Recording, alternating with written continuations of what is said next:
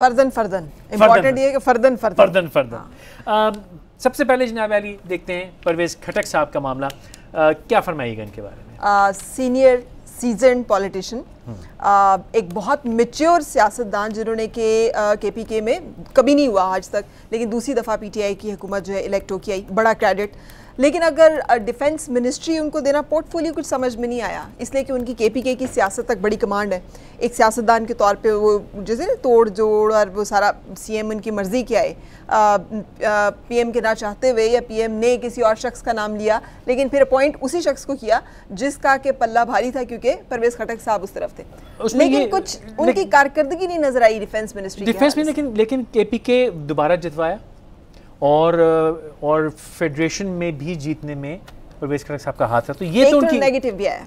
मौरूसी सियासत KPK में जितने लोग आए, वो भांजे भतीजे आगे पीछे सब लोग, तो ये एक थोड़ा सा नेगेटिव। अच्छा, मैं उसको नेगेटिव नहीं समझता, मैं समझता सही काम करने के लिए गलत थोड़ा सा तरीका हो जाता, कोई बात नहीं। अच्छा। हुकूमत तो आगे तब्दीली आने की उम्मीद तो बन गई ना, तो मैं उसको उनके वो पॉइंट दूंगा। लेकिन हाँ, आपने सही फरमाया कि ये जो डिफेंस मिनिस्ट्री है, इसके लिए मुझे लगा कि ये बंदे बिल्कुल ठीक हैं, लेकिन काम इनको गलत दिया गया है। अच्छा, do you agree? I agree. और उसके ऊपर अगर हम उनसे ये बिजनेस मिनिस्ट्री में पहले हमारे जो थे वो बड़े, वो डिफेंस नहीं, वो ऑफेंस मिनिस्टर लगते थे।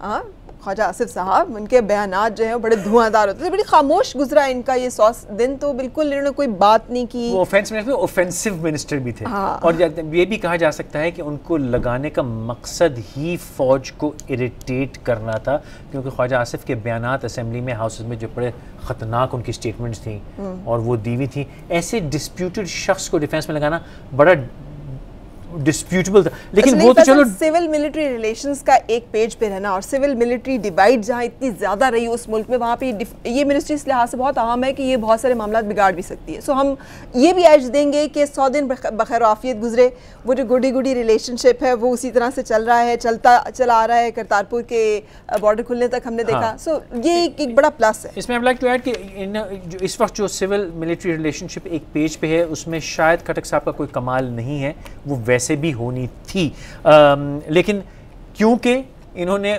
ऑफेंस मिनिस्ट्री नहीं चलाई, डिफेंस मिनिस्ट्री को कम से कम डिफेंस ही रखा, तो फर्क क्या ख्याल है, मिड लाइन कर देते हैं। ओके, 50 पॉइंट जी। और ये सिर्फ मेरे और फरहा की डिबेट के ओपिनियंस नहीं है, मैं वजाहत करता चलूँ, ये ओपिनियंस हमारी रिसर्च बेस्ड है। हमने बहुत से लोगों से ओपिनियंस लिए हैं, वो लोग जो समझदार हैं, इसमें इन्वॉल्व हैं, उनसे हमने बात की है। ये पढ़े लिखे समझदार लोगों का ओपिनियन है, जिसको मिला के, और यकीनन हम दोनों का ओपिनियन भी मौजूद। तो परवेज़ खटक साहब 50 points ji, well done in this environment, 50 points is also well done. आई जी नंबर 2, अली मोहम्मद खान साहब, minister for parliamentary affairs.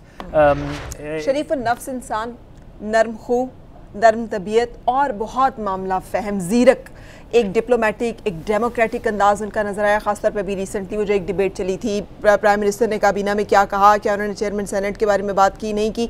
Fawad Chaudhary साहब की लगाई हुई आग को बुझाने में बड़े मसरूफ और तंदही से मसरूफ नजर आए। लेकिन फवाद चौधरी के खिलाफ है? नहीं, मैं किसी के भी खिलाफ। अभी अब जब आपने एक काम दिया, तो फवाद चौधरी साहब का जिक्र किया, ये मामला एक चला है ना, अभी तक गर्मा गर्मी चल रही, अभी तक वो कह रहे हैं कि फवाद चौधरी में मेरी आपकी बहस हो सकती है। अच्छा, ओके, लेट्स सी। मेरे खैर चलिए छोड़े, हम अपने ओपिनियन अभी प्रेजेंट नहीं करते, हम लोगों को बायस नहीं करना चाहेंगे, ठीक है, आई एग्री। अली मोहम्मद खान साहब जो हैं यकीनन एक बुर्दबार शख्स हैं, और इनके बारे में भी एक ट्वीट भी चल रही थी, थोड़ी सी मजाक में थी कि वो इनकी परफॉर्मेंस बेस्ट रही, कि ये आयतुल कुर्सी वगैरह पढ़ के फूंक देते हैं और मामला निपट जाता है। लेकिन ये फैक्ट है, वो आयतुल कुर्सी पढ़ते हैं, दुरूद शरीफ पढ़ते हैं, हमें नहीं पता, लेकिन जो भी करते हैं ये मामला निपटा लेते हैं। और जो आपने सही फरमाया, सबसे बड़ी बात है कि PTI की रिप्रेजेंटेशन है, वो खड़े होते हैं तो आपको पता चलता है अच्छा PTI का कोई बंदा खड़ा। और इनके साथ एक और बात है, ये वाहिद वो उन चंद लोगों में से जिन्हें बहुत देर में टिकट मिला, कोई गलत स्टेटमेंट, कोई गलत बयान नहीं आया, वेरी पेशेंट, जिन्हें पोर्टफोलियो बहुत लेट मिला। लोग इन्हें बाकायदा, मैं शो में बैठी हुई थी, मेरे शो में लोगों ने कहा कि आपको पोर्टफोलियो मिलना चाहिए, आपको मीडिया ने इनको उकसाया, लोगों ने उकसाया, लेकिन ये ग्राउंडेड रहे, कंट्रोल्ड रहे, लीडरशिप के खिलाफ कोई बात नहीं। और वही तहम्मुल इनकी सियासत में नज़र आता है, जो कि एक डेमोक्रेटिक, एक पार्लियामेंटेरियन अंदाज होना चाहिए किसी भी मैच्योर सियासतदान का। सो आई अप्रिशिएट हिम, और मेरे ख्याल में इनको नंबर जो है वो पार्लियामेंट्री अफेयर्स मुनासिब मिनिस्ट्री है इनके लिए, लेकिन मैं शायद इनको किसी और मिनिस्ट्री में भी इनका परफॉर्मेंस बेहतर देखता। आई थिंक इंफॉर्मेशन में भी ये बहुत नपी तुली गुफ्तगू करने के माहिर हैं, शायद लेट्स सी। शायद, लेकिन वो ज़माना नहीं है पितली गुफ्तगू का। खैर उस पर भी आना है भाई, वो उस तरफ मत जाए, वो तो लोग हमें पकड़ लेंगे, उस पर आहिस्ता आहिस्ता चलेंगे। आप एग्री करते हैं इससे जो मैंने कहा है कि नहीं? 100% एग्री करता हूँ, आई थिंक अग्रीड। लेकिन ये कि फिर भी he needs to step up. Diplomatic है, डेमोक्रेटिक है, शरीफ आदमी है, लेकिन आज के ज़माने में थोड़ी और एक्टिविटी चाहिए। तो अगेन इनको मेरी तरफ से तो आई थिंक अबव एवरेज 55 या 55 जी, we have an agreement on that. इस पे तो डिस्प्यूट नहीं है, शुक्र खुदा का। आगे जाके देखते हैं बात 55-60। ओके, ठीक है, ठीक है। ओके, आइए